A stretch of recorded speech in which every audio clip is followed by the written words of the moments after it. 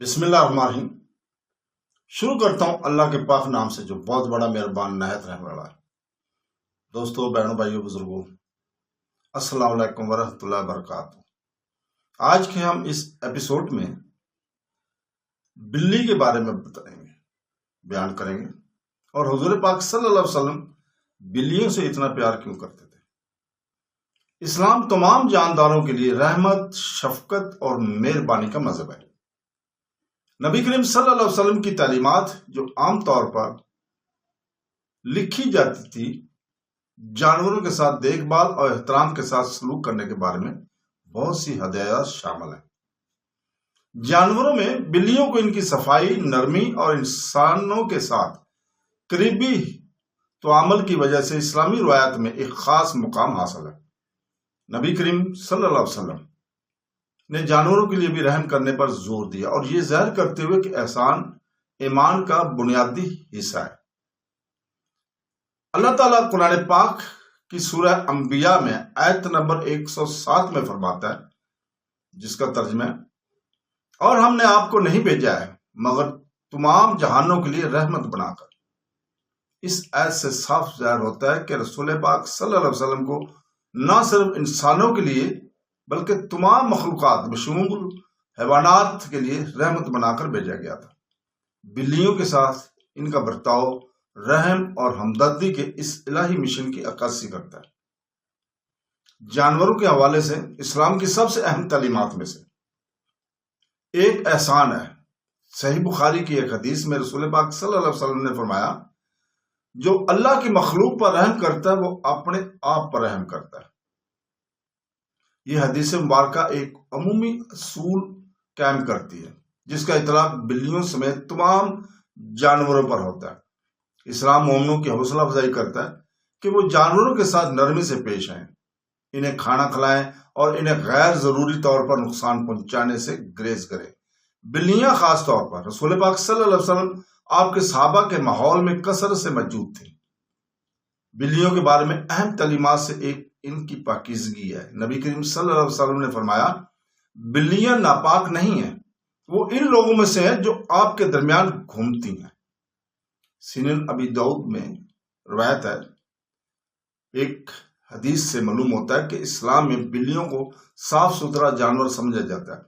کچھ دوسرے جانوروں کے برعکس بلیوں کے گھروں اور یہاں تک کہ مساجد میں بغیر کسی ناپاک کے داخل ہونے کی اجازت ہے۔ انسانوں کے درمیان ان کے بار بار نقل و حرکت کو قدرتی اور قابل قبول سمجھا جاتا ہے۔ اسلامی روایت میں بہت سی ایسی کہانیاں بھی ہیں جو بلیوں کی تئیں نبی کریم صلی اللہ علیہ وسلم کی شفقت کو اجاگر کرتی ہے۔ ایک مشہور روایت ہے، اگرچہ سب سے زیادہ مستند حدیث کے مجموعہ میں نہیں ملتی، لیکن موخزہ نامی بلی کا قصہ ہے۔ کہا جاتا ہے کہ رسول پاک صلی اللہ علیہ وسلم نے ایک مرتبہ معاذ کو اپنے چادر پر سوتے ہوئے پایا۔ اسے پریشان کرنے کی بجائے اس نے مبینہ طور پر اپنے کپڑے کے آستین کاٹ دی تاکہ بلی کو جگا نہ دے۔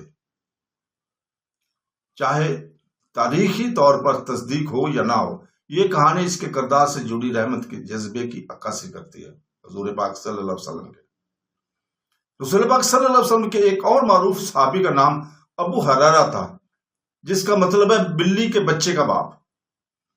اسے یہ عرفی نام اس لیے ملا کیونکہ وہ اکثر ایک چھوٹی بلی کی دیکھ بھال کرتے اور اسے اٹھاتے ہوئے دیکھا جاتا تھا۔ اس سے معلوم ہوتا ہے کہ صحابہ کرام میں بھی بلیوں سے محبت کی پہچان اور عزت ملتی۔ نبی کریم صلی اللہ علیہ وسلم نے جانور پر ظلم کے خلاف بھی سختی سے تنبیہ کی ہے۔ صحیح مسلم میں موجود ایک صحیح حدیث میں آپ سے متعلق ہے کہ ایک عورت کا قصہ بیان کیا جسے جہنم میں اس لیے سزا دی گئی کہ اس نے ایک بلی کو قید کر لیا تھا۔ اس نے اسے نہ تو کھلایا اور نہ ہی اسے خود شکار کرنے دیا، جس کی وجہ سے اسے تکلیف ہوئی اور وہ مر گئی بلی۔ آپ صلی اللہ علیہ وسلم نے فرمایا کہ ایسا ظلم بہت بڑا گناہ ہے۔ اس حدیث سے واضح طور پر بیان ہوتا ہے کہ جانوروں کو نقصان پہنچانا یا ان کو نظر انداز کرنا اسلام میں حرام ہے۔ اللہ تعالیٰ بھی تمام معاملات میں عدل اور احسان کا حکم دیتا ہے۔ وہ قرآن پاک میں اللہ تعالیٰ فرماتا ہے، سورہ نحل کی آیت نمبر 90 میں، جس کا ترجمہ ہے بے شک اللہ عدل، فضیلت اور رشتہ داروں کو دینے کا حکم دیتا ہے۔